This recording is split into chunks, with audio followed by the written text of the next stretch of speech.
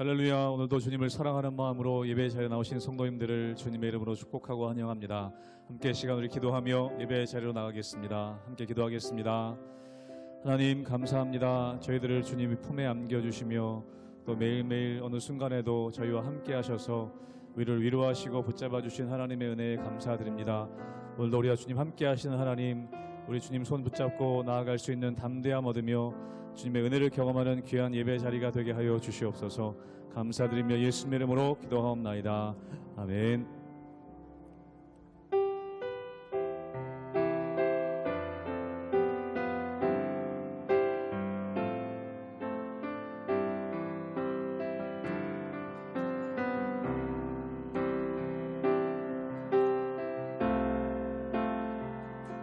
내 영혼 지치고 피곤할 때에 근심 걱정 내 맘 짓누를 때 난 잠잠히 주님을 기다리네. 주님 내 곁에 오실 때까지 내 영혼 지치고 내 영혼 지치고 피곤할 때에 근심 걱정 내 맘 짓누를 때 난 잠잠히 주님을 기다리네. 주님 내 곁에 오실 때까지 주 나를 산 위에 세우네. 거친 바다 위 걷게 하시네. 주만 의지할 때 강한 은혜 크신 능력 내게 부어주시네. 내 영혼 지치고 내 영혼 지치고 피곤할 때에 근심 걱정 내 맘 짓누를 때 난 잠잠히 주님을 기다리네. 주님 내 곁에 오실 때까지 주 나를 산 위에 세우네. 거친 바다 위 걷게 하시네. 주만 의지할 때 강한 은혜 크신 능력 내게 부어주시. 주 날 일으키사 주 날 일으켜 산 위에 세우네. 거친 바다 위 걷게 하시네. 주만 의지할 때 강한 은혜 크신 능력 내게 부어주시네.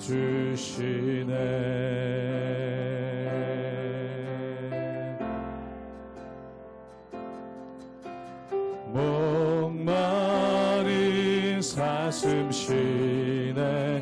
물을 찾아 헤매이듯이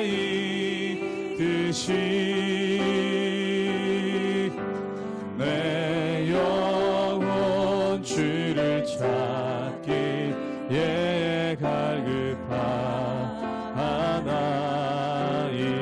목마른 사슴 쉬네. 물을 찾아 목마른 사슴 쉬네. 물을 찾아 헤매이듯이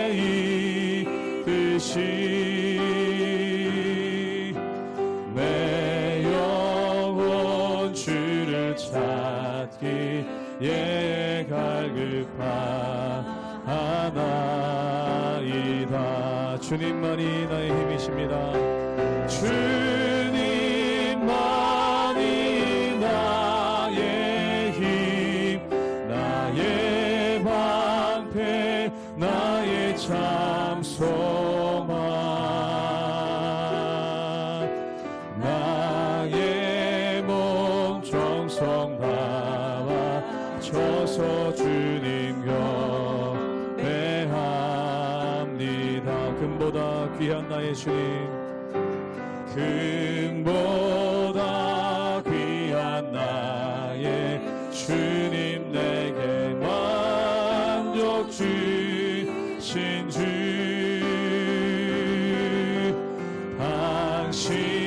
당신만이 나의 기쁨 또한 나의 참 보배 주님만이 나의 힘이십니다. 주님만이 나의 힘 나의 방패 나의 참 소망 나의 몸 정성 다와 쳐서 주님 경배하 한 번 더 고백합니다. 주님만이 나의 힘 주님만이 나의 힘 나의 방패 나의 참소 주님만이 나의 힘 주님만이 나의 힘 나의 방패 나의 참소망 나의 몸 정성 담아 쳐서 주님 경배합니다.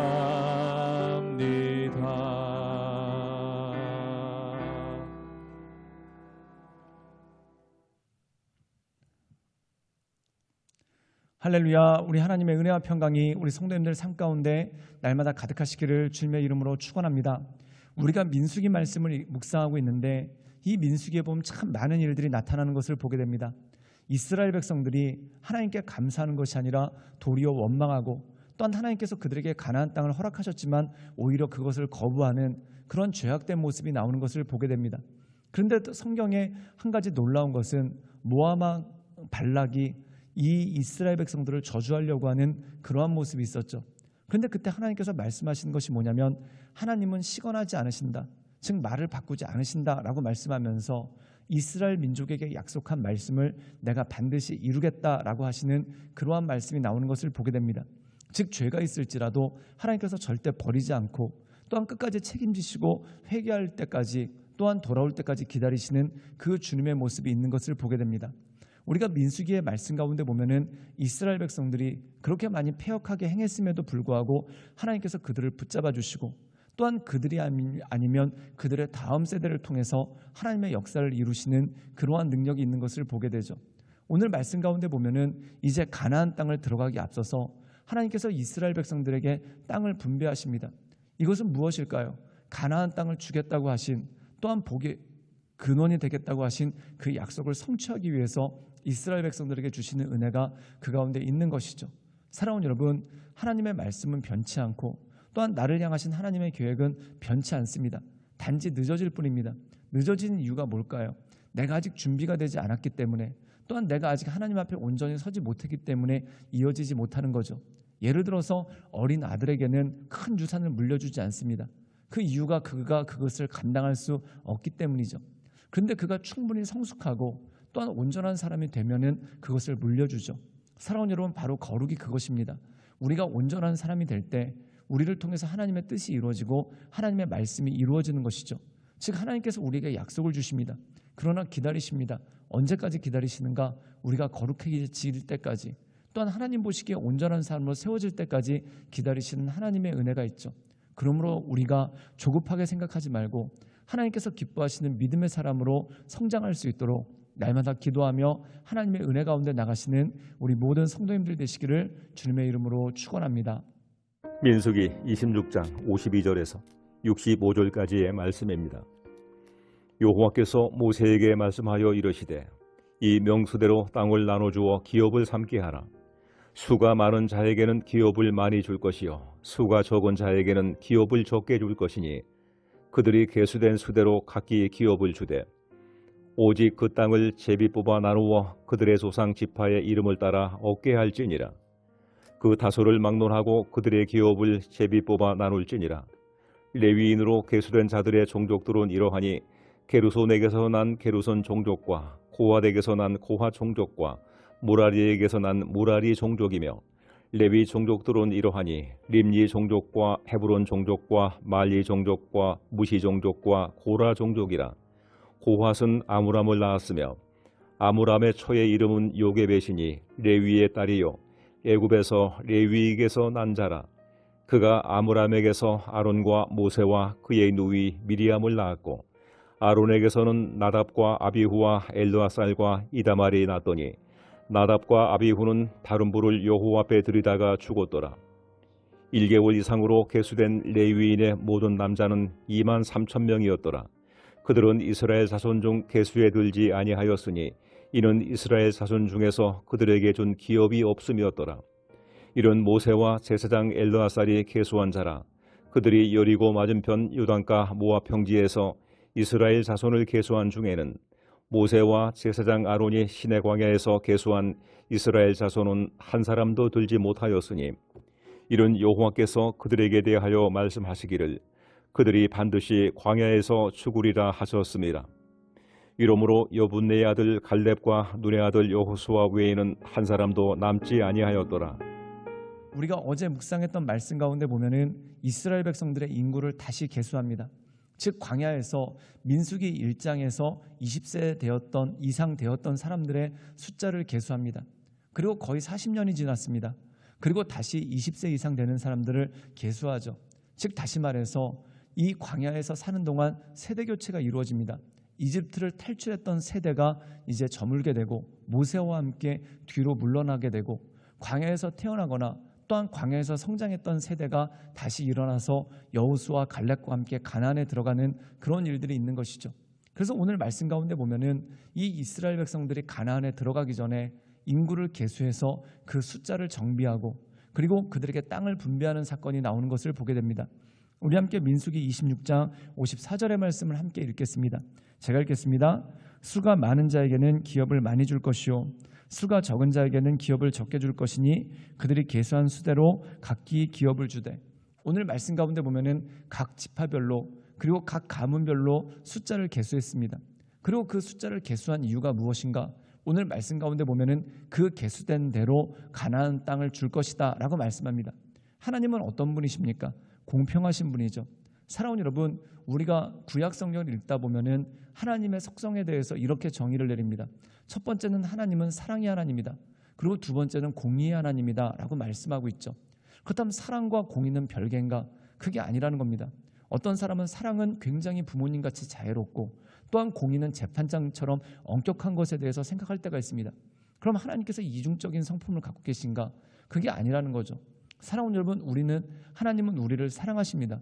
그런데 가장 온전하게 사랑하는 방법이 공의라는 것이죠. 사랑하는 여러분, 예를 들어서 아들이 하나만 있습니다.